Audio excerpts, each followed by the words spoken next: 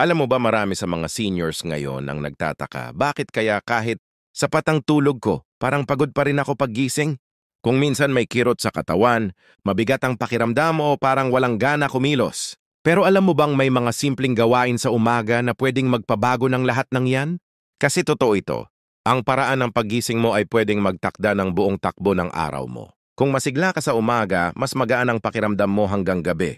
Kaya sa video na ito, pag-uusapan natin ang bimba ng simpleng gawain tuwing umaga para maging energetic kahit matanda na. Mga gawain na hindi mo kailangang gumastos, hindi mo kailangang lumabas ng bahay pero kayang magbigay ng lakas, sigla at magandang mood buong araw. Kaya kung gusto mong manatiling malakas kahit sa edad mo ngayon, manatili ka rito hanggang dulo. Kasi baka yung pangalawa sa listahan, yun pala ang kulang mo araw-araw. Pero bago tayo magsimula, isipin mo muna ito. Nung bata ka pa, madali lang gumising. Tama, isang sigaw lang ng nanay mo, bangon agad. Pero habang tumatanda tayo, mas nagiging mabagal ang galaw ng katawan. Bumabagal din ang metabolismo at minsan pati motivation nawawala. Pero tandaan mo, hindi ito senyales ng katandaan kundi senyales lang na kailangan mo nang ayusin ang umaga mo. Kaya unti-unti nating babaguhin ang simula ng araw mo. Una, magpasalamat pagdilat pa lang ng mata. Simple lang ito pero napakalaki ng epekto. Pagmulat ng mata mo, huwag agad hanapin ang cellphone o problema. Sa halip, huminga ka muna ng malalim tapos sabihin mo sa sarili mo, salamat, buhay pa ako. May pagkakataon pa ulit ako ngayon. Maraming seniors ang nagsisimula ng araw na may inaalala agad. Iniisip ang sakit, ang bayarin o ang malalayong anak. Pero kapag gratitude ang unang laman ng isip mo, pinapakalma nito ang puso at pinapaganda ang daloy ng dugo. Naayon sa mga pag-aaral, ang positibong pag-iisip tuwing umaga ay nakakapagpababa ng stress hormones tulad ng cortisol at pinapabuti ang immune system. Kaya bago ka bumangon, ngumiti muna kahit mag-isa.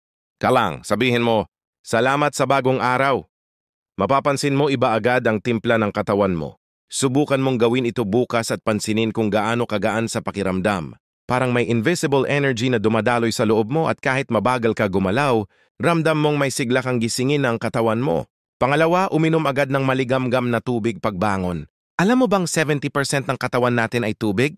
Pero habang natutulog tayo ng 6 hanggang 8 oras, nawawalan tayo ng maraming fluid dahil sa pawis at paghinga. Kaya pagising mo, tuyo na agad ang loob ng katawan mo. Kaya minsan parang lutang, hilo o matamlay. Ang pag-inom ng isang baso ng maligamgam na tubig pagkagising ay para mong binubuhusan ng bagong buhay ang katawan mo. Pinapagana nito ang bituka.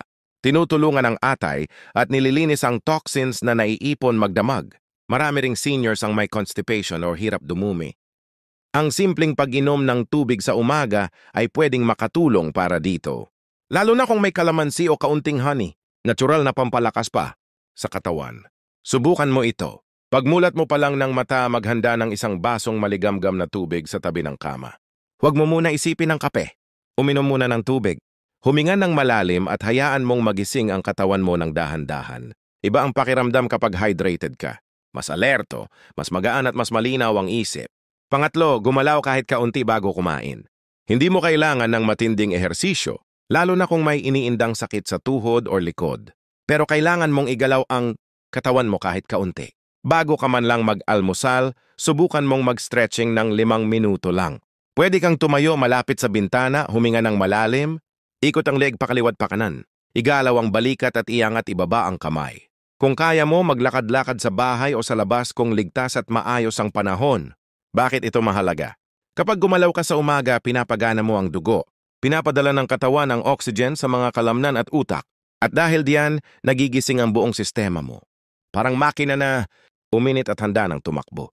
Ayon sa mga doktor, kahit din hanggang 50 minutong stretching o lakad, ay pwedeng magpataas ng energy level ng seniors ng higit 30%. Kaya kahit simpleng paglalakad sa sala habang inaayos ang unan o pagsampa ng ilang hakbang sa hagdan, malaking tulong na. Ang sikreto ay consistency. Araw-araw mo lang gawin at mararamdaman mong mas mabilis kang makagalaw. Marami sa mga matatanda ang nasanay na umupo agad pagkagising. Magtitimpla ng kape, manonood ng TV, tapos tatamarin.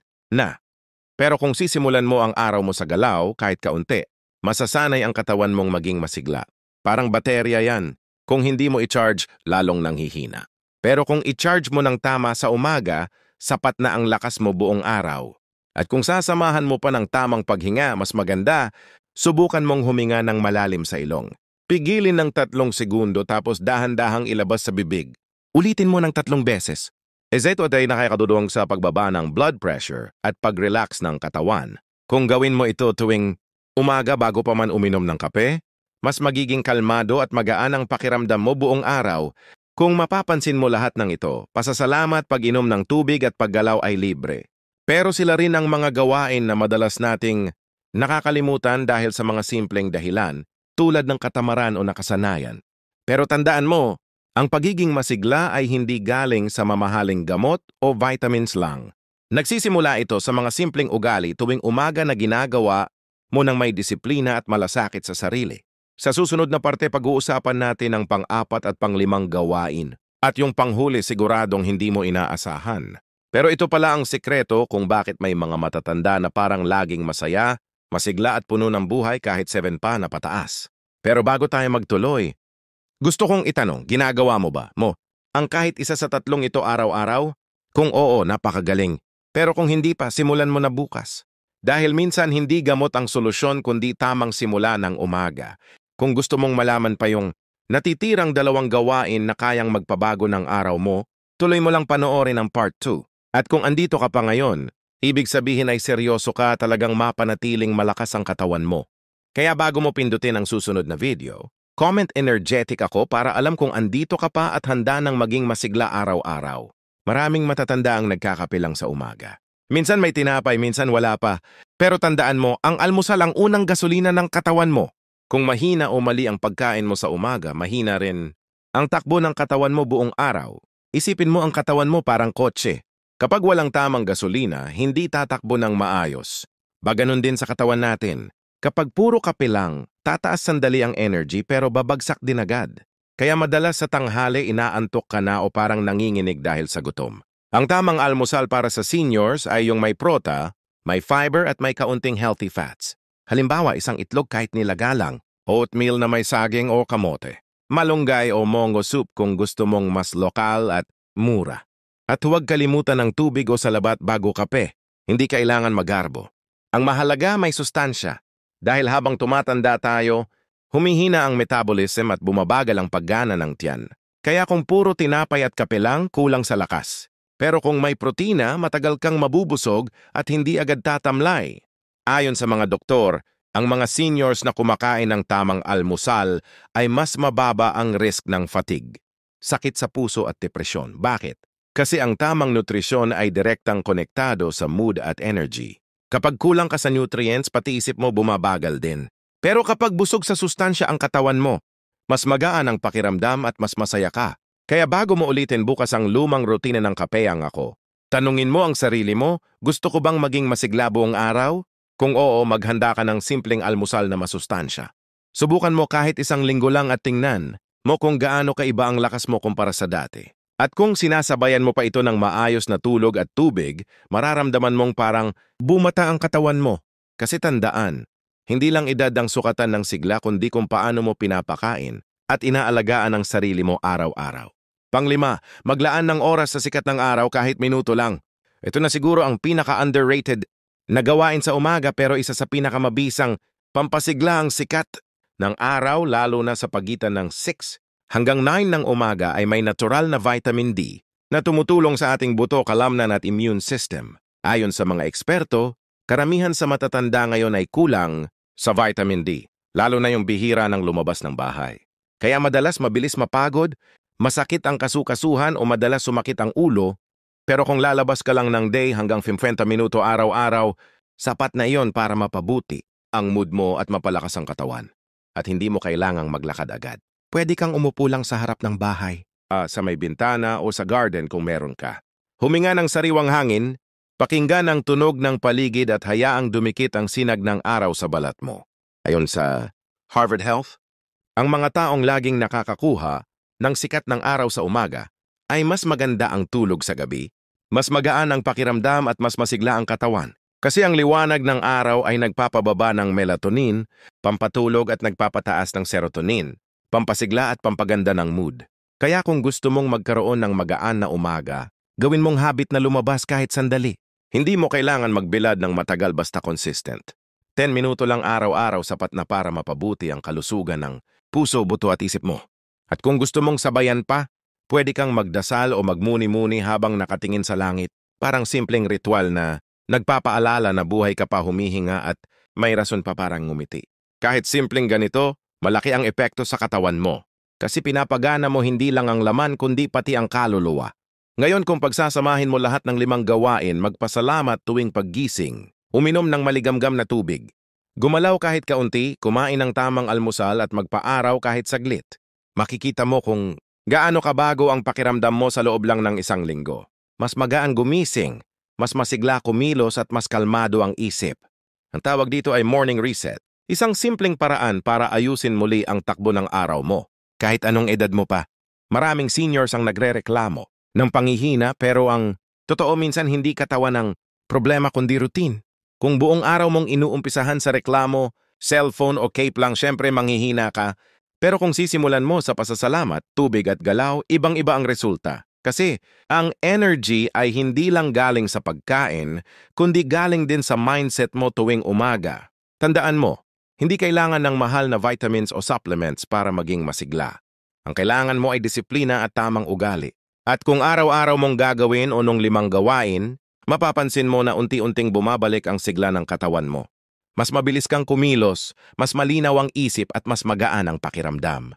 Alam mo ba kung ano pa ang pinakamagandang epekto ng mga simpleng gawain na ito? Kapag mas maganda ang simula ng araw mo, mas maganda rin ang pakikitungo mo sa ibang tao. Mas kalmado ka, mas mahaba ang pasensya mo at mas madali kang ngumiti. Kaya hindi lang katawan mo ang nagiging malusog, pati relasyon mo sa pamilya mo mas gumaganda rin.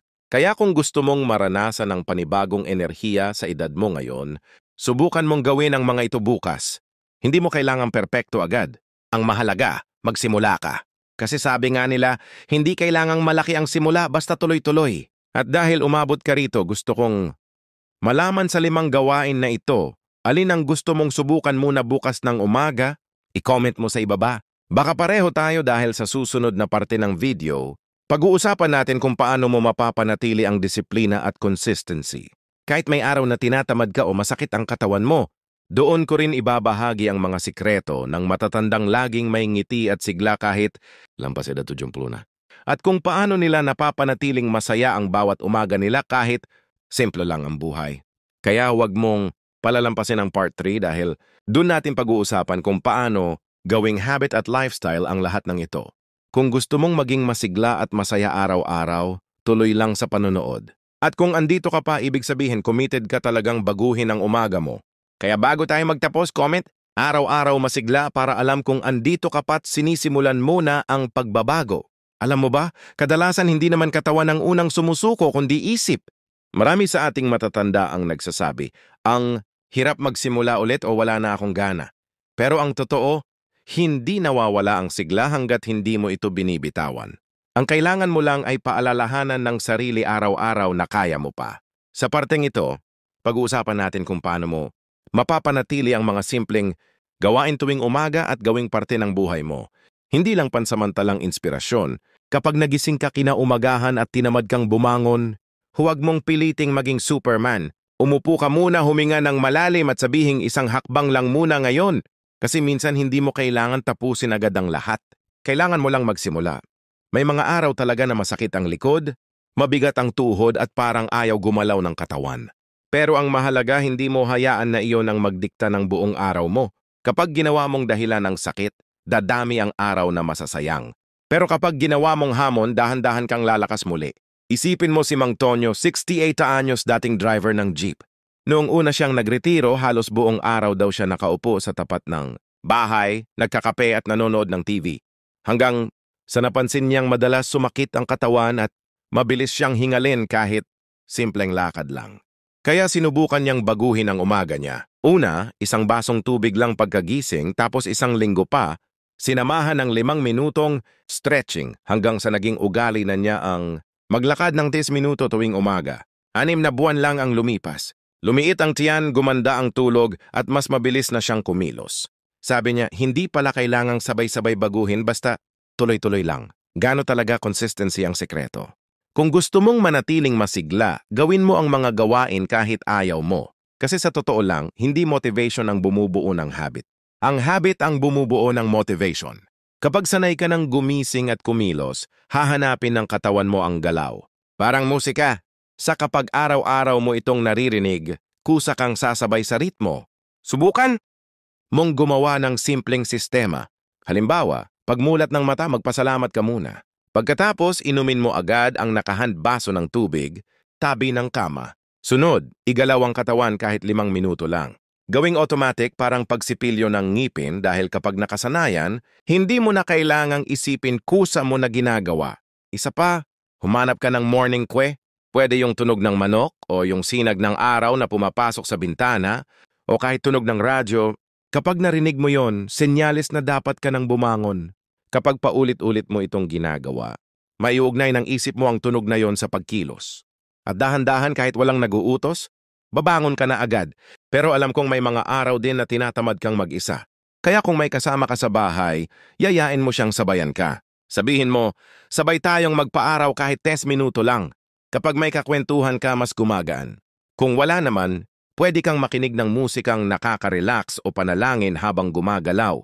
Ang mahalaga, may kasama kang positibong tunog o pakiramdam sa bawat umaga. May isang lola akong kilala, si Aling Nena, si 4 anyos. Araw-araw kahit walang kasabay, bumabangon siya ng sakpiso. Lalabas siya sa harap ng bahay, hawak ang maliit na tabo at dinidiligan ng mga tanim niyang kamatis at okra. Sabi niya, ito ang dahilan kung bakit ako masigla. Kasi bawat umaga may inaalagaan ako. Nakakatuwa kasi hindi lang pala halaman ang lumalago pati siya. Mas mabilis gumalaw, mas bihira magkasakit at mas masaya. Ang sekreto niya, routine na may kahulugan. Kaya kung gusto mong magtagal ang sigla mo, hanapin mo ang dahilan mo. Hindi lang basta para gumaling o gumanda. Ang katawan kundi para may saysay ang bawat araw. Baka gusto mong makita pa ang graduation ng apo mo o gusto mong makapasyal pa sa probinsya o gusto mo lang maramdaman na kaya mo pa ring gawin ang mga simpleng bagay. Yan ang magpapatuloy sa'yo kapag gusto mo nang sumuko ngayon. Kapag may araw kang hindi nasunod ang routine, huwag kang panghinaan ng loob. Normal lang ang madapa. Ang mali ay yung hindi na tumayo. Sabihin mo sa sarili mo, bukas ulit kaya ko pa. Ang bawat umaga ay bagong simula. Hindi mo kailangang bumawi ng malaki. Kailangan mo lang bumalik. Isang baso ng tubig ulit, isang paghinga ulit, isang ngiti ulit. Hanggang sa tuloy-tuloy, na ulit ang daloy at huwag mong kalilimutan, ang isa sa pinakamahalagang parte ng disiplina, ang pagpapatawad sa sarili. Kapag nagkamali ka o nakaligtaan mo ang routine, patawarin mo agad ang sarili mo. Kasi kapag lagi mong pinipilit maging perpekto, mapapagod ka lang. Ang disiplina ay hindi tungkol sa pagiging perpekto, kundi sa pagpapatuloy kahit hindi. Kaya nga sabi ng matatanda noon, ang lakas ay hindi galing sa bigat ng binubuhat kundi sa bigat ng pinipiling ituloy. Kapag napagod ka, huminga. Kapag sumakit ang katawan mo, magpahinga. Pero pagkatapos, bumalik ulit. Kasi habang may galaw, may pag-asa. At kung tutuusin, hindi lang katawan ang gumagaan sa ganitong routine pati puso. Kapag consistent ka sa mga simpleng gawain sa umaga, nagiging mas kalmado ang isip mo. Hindi ka na mabilis mainit ulo. Hindi ka na irritable. At mas madali kang ngumiti. Kasi kapag maayos ang simula ng araw mo, nagiging maganda rin ang kabuuan ng araw mo. Subukan mong isipin. Gigising ka, magpapasalamat, iinuman ng tubig, gagalaw, kakain ng tama, magpapaaraw. Sa loob ng 30 minuto, nagawa mo ng pangalagaan ang sarili mo. Hindi mo kailangan ng mamahaling supplement o espesyal na kagamitan. Kailangan mo lang ng oras at disiplina. At yan ang kayang-kaya mong ibigay sa sarili mo. Kaya simula bukas kapag tumunog ang manok o sumikat ang araw, sabihin mo sa sarili mo, ito na ulit ang pagkakataon ko. Hindi para sa iba kundi para sa iyo. Dahil habang pinipili mong kumilos, pinipili mong mabuhay, at kung naririnig mo ito ngayon, ibig sabihin hindi ka pa sumusuko. Kaya gusto kong hamunin ka, bukas simulan mo ulit. Kahit isa lang sa mga 5 gawain, basta gawin mo. At kapag nagawa mo, ipagmalaki mo sa sarili mo. Dahil ang tunay na sigla hindi nabibili. Ito'y resulta ng araw-araw mong pagpili na bumangon. Kung nandito ka pa sa parteng ito ng video, ibig sabihin determinado ka talagang magbago. Kaya gusto kong marinig sa'yo. Comment tuloy ako araw-araw. Kung handa ka ng gawing permanenteng bahagi ng buhay mo ang mga simpleng gawain na magpapanatili ng sigla, lakas at kasiyahan mo sa bawat umaga, alam mo sa bawat edad ng tao may yugto kung saan bigla mong mapapansin. Ang bilis ng panahon. Parang kahapon lang malakas pa ang mga tuhod mo. Maaga kang bumabangon para pumasok sa trabaho. Nag-aasikaso sa mga anak at halos hindi ka nauupo sa dami ng gawain. Pero ngayon, mas tahimik na ang mga umaga. Minsan ikaw na lang mag-isa sa bahay. Ang mga tunog ng mga plato at huni ng manok. Yun na ang background music ng araw mo. At doon mo mapapaisip, ganito na lang ba araw-araw? Pero tandaan mo, ang bawat umaga ay panibagong pahina ng kwento mo. At kung paano mo ito sisimulan, ikaw ang may hawak. Kaya kahit mahina na ang katawan, kahit mabagal na ang galaw, kaya mo pa ring piliing gawing maganda ang bawat araw. May kilala akong lalaki